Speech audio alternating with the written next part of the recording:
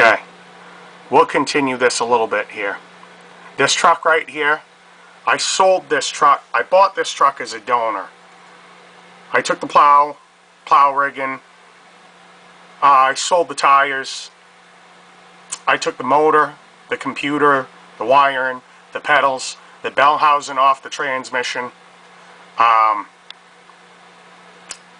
sold the transmission, I sold the tires, and I sold the truck as a roller for $300 more than I paid for it.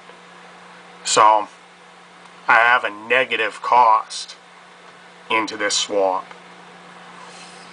And that was a big reason as well. I had thousands of dollars into my 292, and it didn't last. I mean, it didn't last long at all. I've got other videos on here, and you'll see if you watch, you know, and I don't even want to go there with the diesel. It was a good engine. The 6.2 was a good engine, but the problem I had here is it just wasn't practical for cold weather. It gets cold here, and you know, I never really had a problem starting it.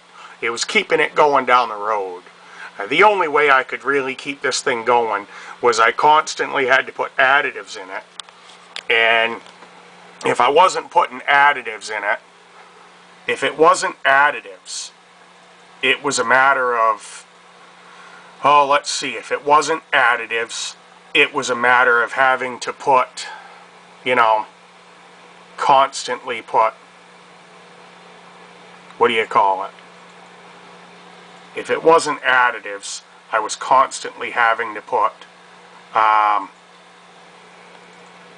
what do you call it? Well, additives was part of it. What I used to have to do a lot was I used to have to keep this truck running all night at home and all day at work. The reason I did that was because it allowed the, keeping it running allowed me to, how do I say it? Keeping it running helped keep the fuel warm, because the unburned fuel would return back to the tank after going through the warm engine. This is pretty much how you see it today. Other than I no longer have the centers on the wheels, because I've been playing around with the rear ends a few times, and that way I don't have to take the wheel off every time I want to tear apart the rear end.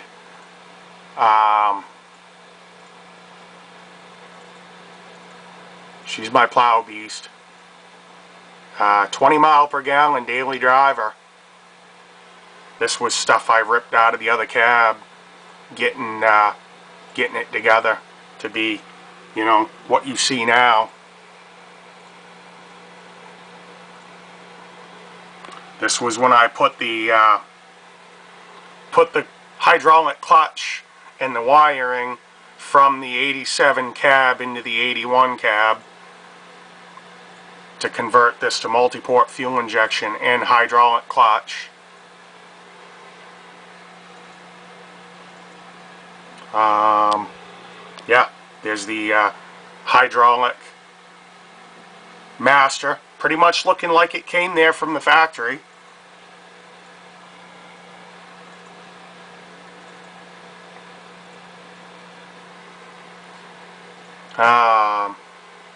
Extra bell housing. Yeah. Let's see what else we got. We a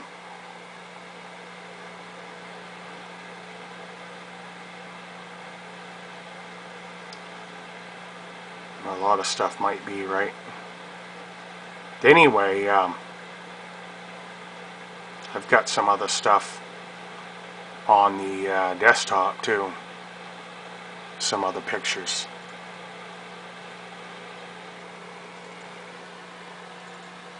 Here's a current picture. Here's last night. Yeah. So 20 miles per gallon. Easy starts. Simple. 4 quarts of oil instead of 5 or 6. 6 spark plugs instead of 8. 6 spark plug wires instead of 8. It's overall just, I'm a mechanic and I fix everybody's stuff. Vehicles up here in northern Maine break faster than a mechanic can keep up with them. You know, I don't want to fix my own. You know, I don't want to be under the hood of my truck all the time. And, you know, with the 292, I was under the hood of this thing constantly. Every time I shut it off, every time I shut it off, somebody was always basically bitching at me about the fact that my truck was dropping oil everywhere. And, I mean, I'll come back here into some, let's go back into, okay, let's go back to 17 maybe. See if I can find this video. Let me find this video if I can. Well, here we are on Mother's Day in the middle of May.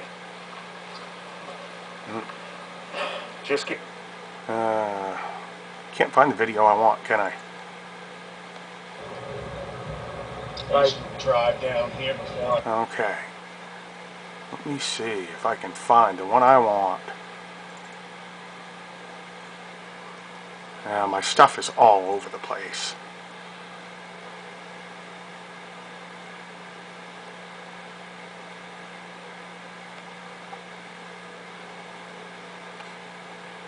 Let's see.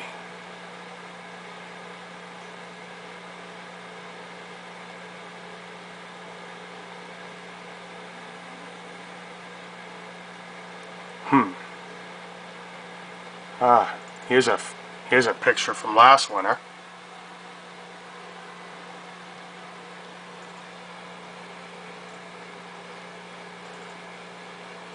Another picture from last winter. Anyway, this thing sounded like a bag of hammers in a dryer. And I've got other videos you can listen and see. And no matter what I did to this truck, I couldn't make it run better. And I don't like to blow my own horn, but I'm a pretty decent mechanic. I mean, I would have had to tear this motor all down to make it run the way I wanted to make it run. I would have had to tear that motor all back down after I paid a guy thousands of dollars to, you know, make it right. And I just didn't want to do it. I wanted to, you know, from the first time I had problems with the truck, I always said I wished I had a 4.3 and was done with it. In fact, this truck here was a work truck of mine a long time ago. This actually started its life as a K10.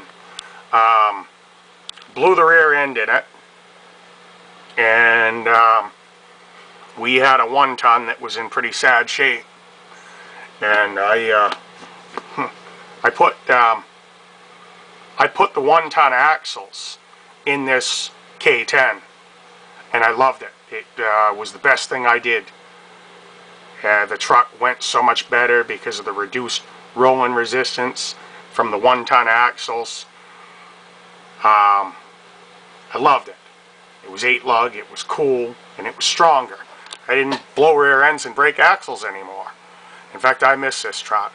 I totaled this truck quite a long time ago. A long time ago. Okay. We go to here. Let me find it. This truck right here. You see the plate. It's hard to see in the picture, but the plate said it all. This truck had a 4.3 in it. Easy on gas. I traveled all over the country with this truck. Literally. 4.3 liter. Alaska. Everywhere. Brazil. I wouldn't trust anything but a 4.3 to do what I did with that truck. In fact, I traveled all over New England rounding up parts for the K30. This was that truck when I got it.